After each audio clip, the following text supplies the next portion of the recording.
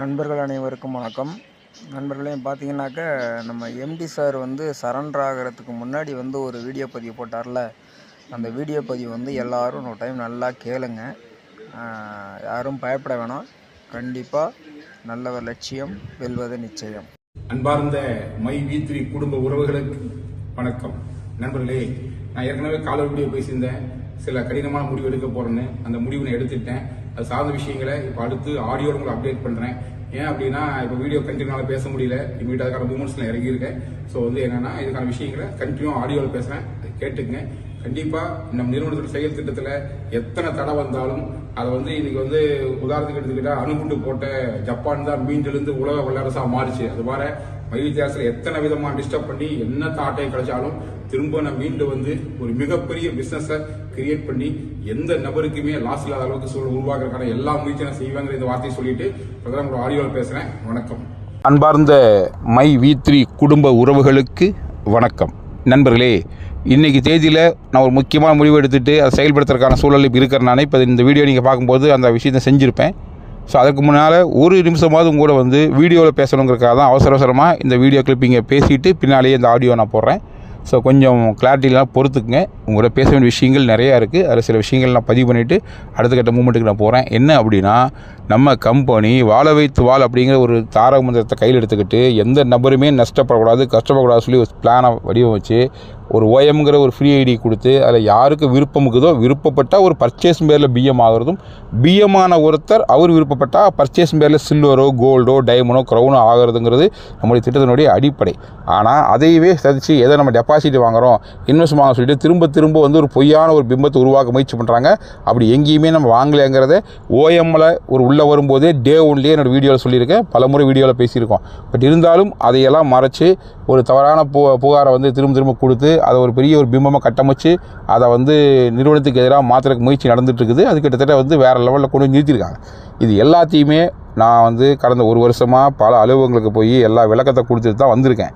But இப்போ உச்சகட்டமாக என்னென்னா, அடுத்தடுத்து வழக்குகள் திரும்ப பதிவாகி வெவ்வேறு காரணங்களுக்காக வழக்குகளை போட்டு ஒரு மாதிரி நெருக்கடி தொடர்ந்து கொடுத்துட்டு இருக்கும்போது இதற்கப்புறமா நம்ம ஓடி ஒளிஞ்சு இந்த விஷயத்தை வந்து தள்ளி போட்டே போனோம்னா ஒரு மிகப்பெரிய சிக்கலில் நம்ம வந்து நிறுவனம் போய் மாட்டிக்கும். அப்படிங்கிறனால தான் இப்போ என்ன முடிவு எடுத்துக்கிறேன்னா, நேரடியாக நானே இந்த விஷயத்தில் களமிறங்கி எந்த ஒரு புகார் மாதிரி இருக்குதோ அதுக்கு எதிராக என்னெல்லாம் திட்டங்களை வகுத்து நமக்கு எதிராக வந்து செயல்பட்டுக்கிறாங்களோ அது எல்லாத்தையும் முறியடிக்கிறதுக்காக எந்த அலுவலகர் நம்ம வந்து விசாரிக்க நினைக்கிறாங்களோ அவங்ககிட்ட போய் நேராக சரணடைஞ்சு உங்களுக்கு வந்து என்ன வேணுமோ கேளுங்க, நீங்கள் என்னை தேடியெல்லாம் வர வேண்டாம், உங்களுக்கு எந்த சிரமத்தை கொடுக்க விரும்பலை, என் மேலே கேஸை போட்டிங்க, நான் வந்து அதுக்கு வந்து முன்ஜாமீன் கேட்டேன், முன்ஜாமீன் எனக்கு மறுக்கப்பட்டுச்சு, இதுக்கப்புறம் நான் ஓடி தயாராக நேராக வந்து வழக்கை சந்தித்து உங்களுக்கு அத்தனை விளக்கத்தை கொடுக்க தயார்னு சொல்லிட்டு தான் இன்றைக்கி நேரடியாக நான் சரண்டராக வந்துட்டேன்.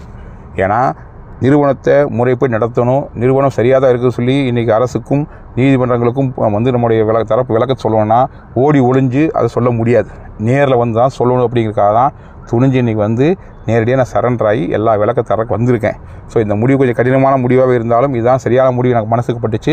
ஸோ நிறுவனத்தின் உண்மைத்தன்மை புரிவிக்கிறதுக்காக நம்ம ஓடி ஒளிகிறது தீர்வு கிடையாது, நேராக வந்து ஃபேஸ் பண்ணணும்னு சொல்லிட்டு தான் இப்போ நான் நேராக வந்து சரண்டர் ஆகிட்டேன். மேபி இந்த வீடியோ நீங்கள் எல்லாம் பார்க்கும்போது நான் அரெஸ்ட் கூட ஆகிருப்பேன். ஸோ என்னவா இருந்தாலும் சரி, இந்த விஷயத்தை ஓரிரு மாதங்களில் எல்லா கேள்விகளுக்கும் நான் தெளிவாக பதில் சொல்லி, அனைத்து விதமான சட்ட கேள்விகளுக்கும் சட்டப்படி பதில் சொல்லி நம்முடைய தன்மையை புரிய வச்சு நாம் வந்து தெளிவாக தான் இருக்கிறங்கிறத கடந்த ஒரு வருடமாக எல்லா பக்கம் நான் விளக்கம் கொடுத்துருக்கேன்.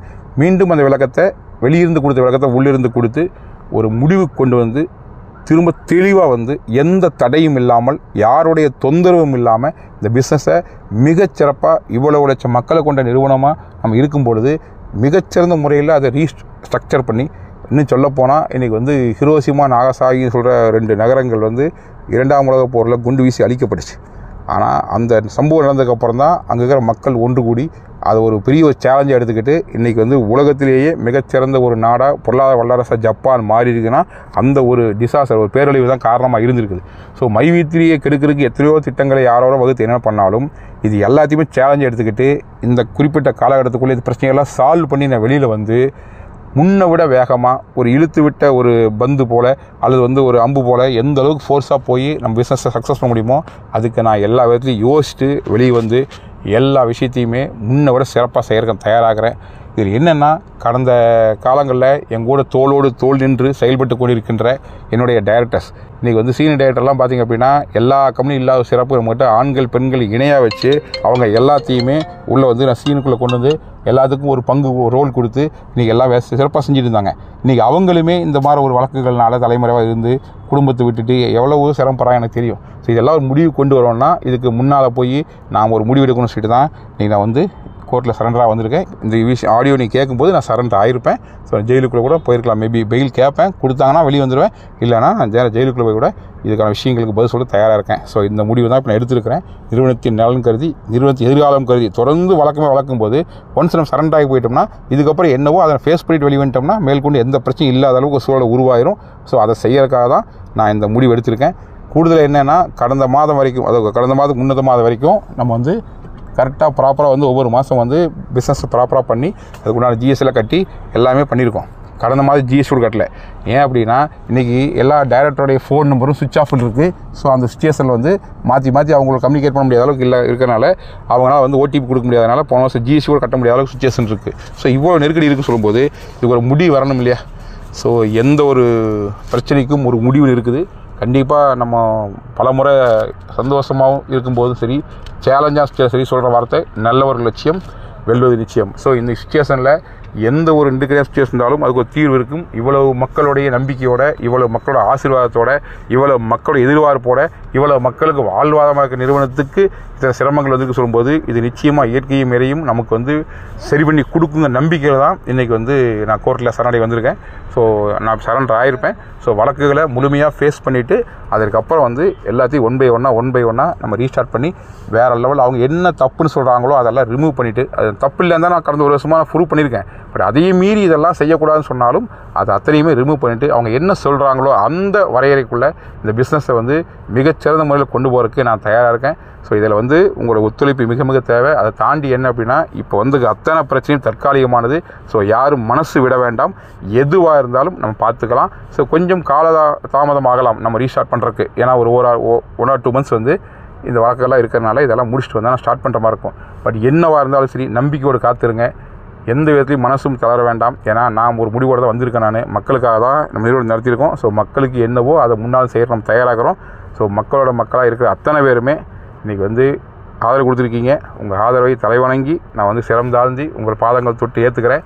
ஸோ இந்த விஷயத்தை மிகச்சிறப்பாக கையாண்டு வேறு லெவலில் கம்பேக் கொடுத்து நம்ம என்ன நினைக்கிறோமோ அதை கண்டிப்பாக சாதிச்சு காமிப்போம்.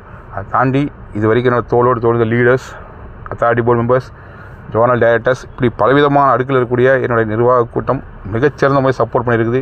இந்த நெருக்கடி நிலைமையிலுமே கடைசி வரைக்கும் கூட நின்று அவங்களுடைய உணர்வு வெளிப்படுத்தியிருக்கீங்க. ஸோ தைரியமாக இருங்க. இதெல்லாமே தற்காலிகமானதான். யாரும் மனசு விட வேண்டாம். எதுவாக இருந்தாலும் திரும்ப வந்து முன்னை விட மிகச்சிறப்பாக வேறு லெவலில் செய்ய முடியுங்க நம்பிக்கையோடு தான் இந்த முடிவு எடுத்திருக்கேன். ஸோ அந்த நம்பிக்கை நிச்சயம் நிறைவேறும் அப்படின்னு சொல்கிறேன். தைரியமாக இருங்க. நல்ல ஒரு லட்சியம் வெல்லும் நிச்சயம். விரைவில் மீண்டு வருவேன். அனைத்தையும் செய்து நாம் நினைச்ச விஷயத்தை சாதித்து காட்டுவேன். காத்திருங்கள். நம்பிக்கையோடு எனக்காக ப்ரே பண்ணிக்கங்க. நன்றி, வணக்கம்.